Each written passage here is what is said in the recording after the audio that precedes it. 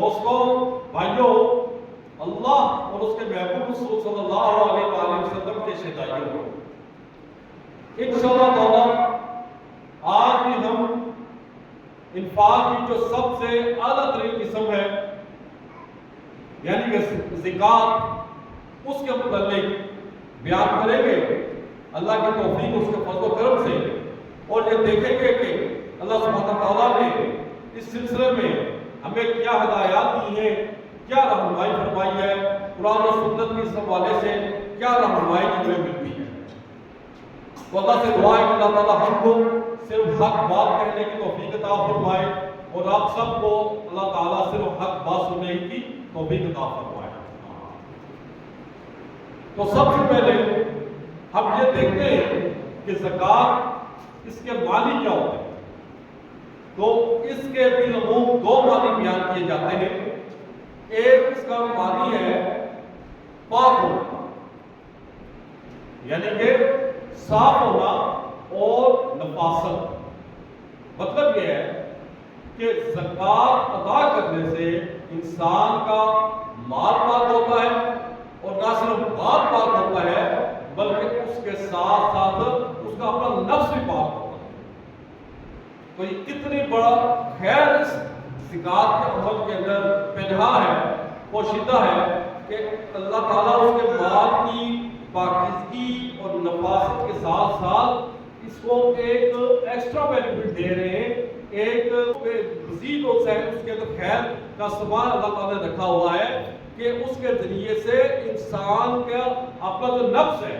جو بہت ساری روحانی بیماریوں کا ماجگاہ ہوتا ہے، اس کی صفائی ہو جاتی ہے، اس کے اندر روحانی بالغی پیدا ہوتی ہے، اس کے اندر روحانی پاکیزگی پیدا ہوتی ہے، جس کے ذریعے سے زکوٰۃ کو پراپر ادا کرتے ہیں، وقت ادا کرتے ہیں۔ اور دوسرے معنی اس کے لیے بیان کیے گئے ہیں کہ زکوٰۃ کا مطلب ہے بڑھوتری، اضافہ ہونا، یعنی کہ انسان کا مال زکوٰۃ دینے سے کم نہیں ہوتا بلکہ بڑھتا۔ آگے چل کر انشاءاللہ اس کی تفصیل آئے گی۔ تو مزید آگے بڑھتے ہیں تو اللہ سبحانہ تعالیٰ نے فرمایا، جیسا کہ ہم نے قرآن پاک کی تلاوت بھی کی، کہ وَأَقِیمُوا الصَّلَاةَ وَآتُوا الزَّکَاةَ، کہ نماز پڑھو اور زکوٰۃ ادا کرو۔ کیونکہ بعض لوگ یہ سمجھتے ہیں مسلمانوں میں کہ زکوٰۃ کا نمبر رمضان کے روزوں کے بعد آتا ہے، حالانکہ یہ بات نہیں۔ زکوٰۃ کا ذکر اس کا نمبر نماز کے ساتھ ہے یا نماز کے فوراً بعد ہے، جیسا کہ مشہور زمانہ حدیث ہے، رسول صلی اللہ علیہ وآلہ وسلم نے ارشاد فرمایا کہ اسلام کی بنیاد 5 چیزوں کے اوپر ہے۔ نمبر 1 کلمہ شہادت، یعنی کہ اللہ کی وحدانیت کا اقرار کرنا اور اس کے ساتھ کسی کو شریک نہ سمجھنا، اسی کو لائق عبادت سمجھنا، اور محمد رسول اللہ صلی اللہ علیہ وآلہ وسلم کو اللہ کا بندہ رسول کا عقیدہ رکھنا، نماز قائم کرنا، پھر آ گیا زکوٰۃ ادا کرنا، پھر آیا حج ادا کرنا، اور پھر رمضان کے اندر۔ تو یہ ترتیب ہے حدیث، اور قرآن پاک میں جگہ جگہ کم از کم 32 مقامات پہ اللہ سبحانہ تعالیٰ نے نماز کے ساتھ زکوٰۃ کا ذکر کیا۔ اسی طرح ایک اور آیت ہم کوٹ کریں گے، اعوذ باللہ من الشیطان الرجیم، بسم اللہ الرحمن الرحیم، وما امروا الا لیعبدوا اللہ مخلصین لہ الدین حنفاء ویقیموا الصلاۃ ویؤتوا الزکاۃ وذلک دین القیمہ۔ اللہ تعالیٰ کیا فرما رہے ہیں؟ اللہ تعالیٰ فرما رہے ہیں کہ اور نہیں ہم نے اور نہیں حکم دیا ان کو، یعنی پچھلی کو، کیونکہ زکوٰۃ پچھلی اقوام پر بھی، پچھلی امتوں پر بھی فرض تھی۔ اللہ سبحانہ تعالیٰ فرما رہے کہ نہیں ان کو حکم دیا گیا سوائے یہ کہ وہ الا لیعبدوا اللہ، کہ وہ صرف ایک اللہ کی عبادت کرے، اس کی بندگی کرے، مخلصین، پورے اخلاص کے ساتھ، لہ الدین حنفاء، اس کے دین کے لیے یکسو ہو جائے، ہر چیز سے کٹ جائے اور پوری یکسوئی کے ساتھ اس کے دین میں مگن ہو کر رہ جائے۔ وَأَقِیمُوا الصَّلَاةَ وَیُؤْتُوا الزَّکَاةَ، اور نماز قائم کرے، وَیُؤْتُوا الزَّکَاةَ، اور وہ زکوٰۃ ادا کرے، وَذَلِکَ دِینُ الْقَیِّمَہ، اور یہی سیدھا دین ہے، یہی ایک مضبوط دین ہے۔ امتوں کو عطا کیا گیا تھا اور یہی دین حضور صلی اللہ علیہ وسلم کی امت کو عطا کیا گیا. تھوڑا سا شرکوں میں اختلاف ہے، باقی ساری بنیادی چیزیں وہی ہیں جو پچھلی امتوں کو تھی، وہی اس امت کو عطا کی.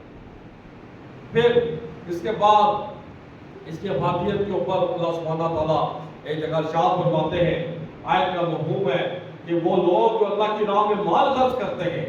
تو اللہ سبحانہ تعالیٰ اس کی جگہ ان کو اس سے بہتر چیز عطا کرتا ہے.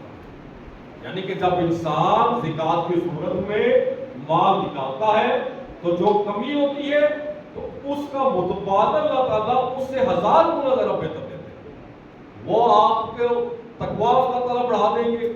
آپ کے آخرت میں درجات بلند کر دیں گے، آپ کے مال میں مزید برکت ڈال دیں گے، آپ کی عزت میں اضافہ کر دیں گے. 100 اس کے پہلو اور ہر پہلو سے اللہ تعالیٰ انسان کے اس حوالے سے اعانت کرتے ہیں جو لوگ وقت سے زکات ادا کرتے ہیں. پھر کامیابی کی ضمانت دی، جیسا کہ سورۃ المومنون میں ارشاد ہے کہ اعوذ باللہ من الشیطان الرجیم قد افلح المؤمنون، کہ یقیناً فلاح پا گئے، یقیناً کامیاب ہو گئے مومنون، ایمان والے. پھر اللہ تعالیٰ نے الذین هم فی صلاتہم خاشعون کو اپنے نمازوں میں خشوع و خضوع اختیار کرتے ہیں. پھر ایک دو پوائنٹ کے بعد اللہ تعالیٰ نے فرمایا والذین هم للزکاة فاعلون، کہ وہ زکات ادا کرتے ہیں. گویا کہ زکات ان عوامل میں سے ہے، ان اعمال میں سے ہے کہ جن میں کامیابی کی اللہ تعالیٰ نے خود شورٹی دی ہے، یقین دہانی کرائی ہے. وہ اللہ سے بڑھ کر یقین دہانی کرانے والا کون ہو سکتا ہے؟ تو اللہ تعالیٰ خود فرما رہے کہ تم نماز پڑھو اخلاص کے ساتھ، خشوع و خضوع کے ساتھ، لغو باتوں سے بچو، بے حیائی سے بچو، زکات ادا کرو تو تمہاری کامیابی یقین ہے. الحمدللہ. تو زکات ایسا مبارک ہے. حضور صلی اللہ علیہ وآلہ وسلم نے ارشاد فرمایا کہ جس شخص نے اپنے مال سے زکات نکال دی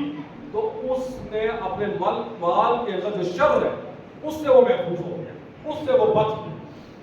اسی طرح نبی کریم صلی اللہ علیہ وآلہ وسلم نے ارشاد فرمایا کہ جو لوگ زکات دے دیتے ہیں تو وہ پھر بری الذمہ ہو جاتے ہیں. جو ذمہ داریوں پر عائد ہوتی ہے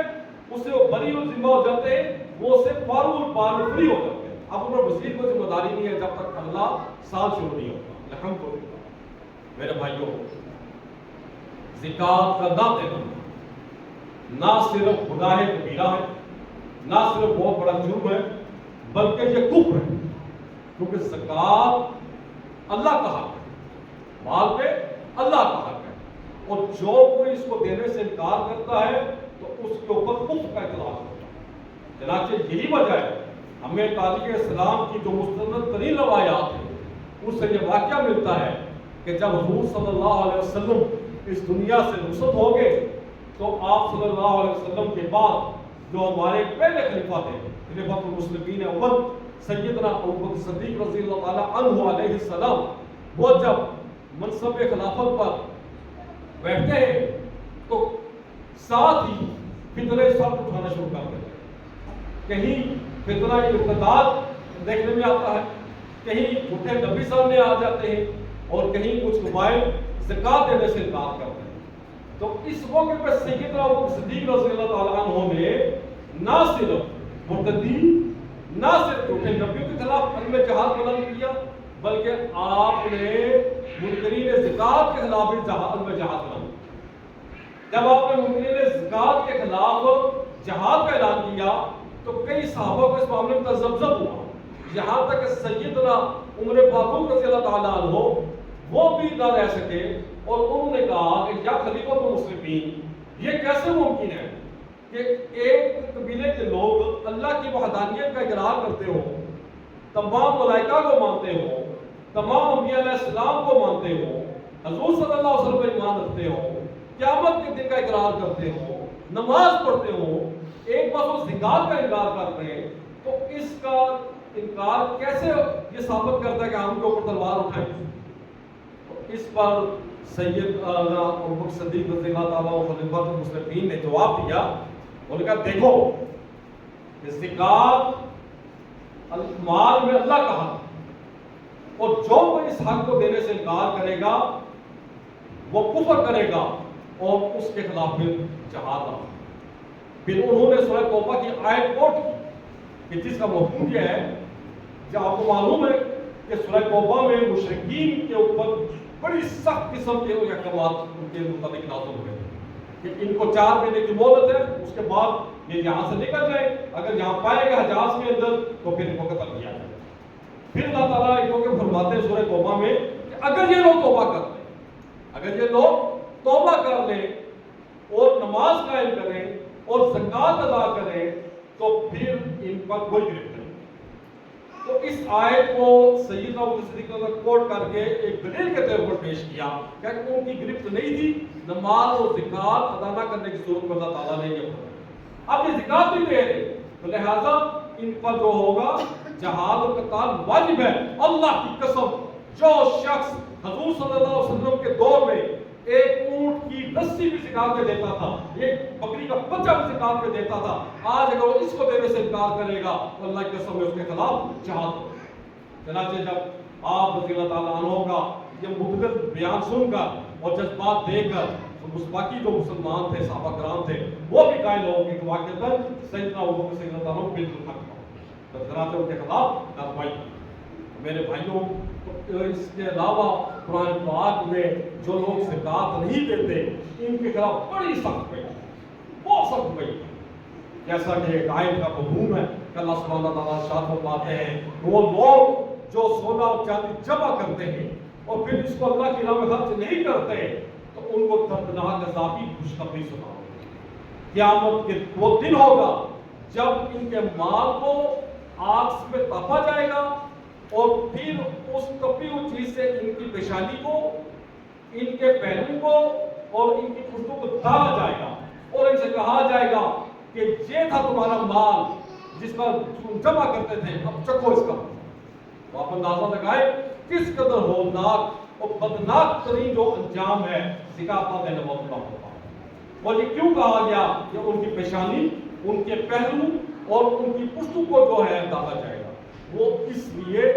کہ آپ کو معلوم ہے کہ اگر کسی اللہ والے کے پاس کوئی سائل آتا ہے اور وہ فریاد کرتا ہے، اللہ والا تو اللہ کی خوشنودی کے لیے خوشی خوشی اس پر مال اٹھاتا ہے، لیکن ایک کنجوس اور ایک بخیل انسان کے سامنے جب کوئی سائل آتا ہے، اسے زکوٰۃ کا سوال کرتا ہے، خیرات کا سوال کرتا ہے، تو پھر وہ تو آگے سے بخیل انسان ہے، وہ اپنی اس کی پیشانی پہ، اس کے ماتھے پہ بل پڑ جاتے ہیں، تیویاں وہ جما لیتا ہے یا پھر اپنے پہلو بدلنا شروع کر دیتا ہے، جب بہت ہی کوئی حد سے زیادہ آگے گزرتا ہے کوئی بخیل تو سائل کی آواز پر اس کے سامنے آنے پر ایک دم اپنا پہلو چینج کر کے اس کی طرف کمر کر دیتا ہے کہ میں مجھے تمہاری کو پرواہ نہیں ہے، نہ میں تمہاری بات سنی ہے۔ چنانچہ اس کی مناسبت سے شاید اللہ سبحانہ تعالیٰ نے ارشاد فرمایا کہ جب وہ سائل ان کو اللہ کی رضا کے لیے ان سے خیرات مانگ رہا تھا، زکوٰۃ مانگ رہا تھا، تو انہوں نے اپنے پیشانی پہ بل چڑھائے تو اس پیشانی کو داغا جائے گا، انہوں نے پہلو بدلے، ان پہلو کو داغا جائے گا آگ کے ساتھ، انہوں نے اس کی طرف پشت کی تو وہ کیا ہوگا کہ اس کی پشت کو بھی اس آگ سے داغا جائے گا۔ تو یہ بدناک ترین، انتہائی ہولناک ترین انجام ہے ایسے لوگوں کا جو لوگ زکوٰۃ ادا نہیں کیا۔ میرے بھائیوں، ایک بات اس حوالے سے ہمیں مزید ذہن نشین کرنی چاہیے، جو لوگ زکوٰۃ دیتے ہیں بالخصوص اللہ کی توفیق اس کے فضل و کرم سے، کہ زکوٰۃ دیتے وقت کسی طور پر بھی ریاکاری کا جذبہ نہیں ہونا چاہیے، ریاکاری کا جذبہ نہیں ہونا چاہیے، اور نہ ہی کسی قسم کا دکھاوا یا نمود و نمائش ہونی چاہیے، کیونکہ اگر یہ جذبات کے ساتھ، اس نیت کے ساتھ زکوٰۃ دی گئی تو نہ صرف وہ زیرو سے ملٹیپلائی ہو جائے گی بلکہ ریاکاری کرنے کی وجہ سے وہ شدید ترین خدا کی عطاب کا بھی سبب بنے، اللہ کے عذاب کا سبب بنے، کیونکہ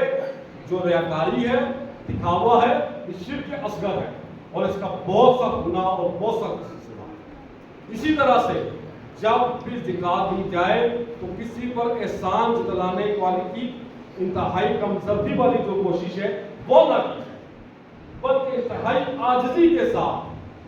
یہ بات سمجھتے ہوئے کہ ہم اس پر احسان نہیں کرتے، بس اللہ کا احسان ہم پر ہو رہا ہے کہ ہم یہ اللہ کا خیر کا کام کرتے ہیں۔ اللہ کا احسان ہی تو تھا جس نے آپ کو مال دیا، اللہ کا احسان ہی تو تھا کہ اس نے مال دینے کے بعد آپ کو یہ توفیق بخشی کہ آپ اس کے راہ میں اس کو خرچ کر رہے ہیں، اس کا جو فرض عین ہے زکات اس کو ادا کر رہے ہیں۔ تو لا محالہ یہ اللہ کا احسان ہے، پوری عاجزی کے ساتھ آپ زکات دیجیے اللہ کی محبت کو اور اس کی خوشنودی کو مد نظر رکھتے ہو کہ اس سے ہمیں اللہ کی محبت حاصل ہوگی، اس کی رضا حاصل ہوگی، اس کی خوشنودی حاصل ہوگی۔ تو جب کوئی انسان اس نیت کے ساتھ زکات دیتا ہے یا صدقہ کرتا ہے پوری عاجزی کے ساتھ، تو وہ زکات، وہ صدقہ اور وہ خیرات قبول بھی ہوتی ہے اور آخرت کو اس کے درجات کی بلندی کا سبب بھی ہوتی ہے۔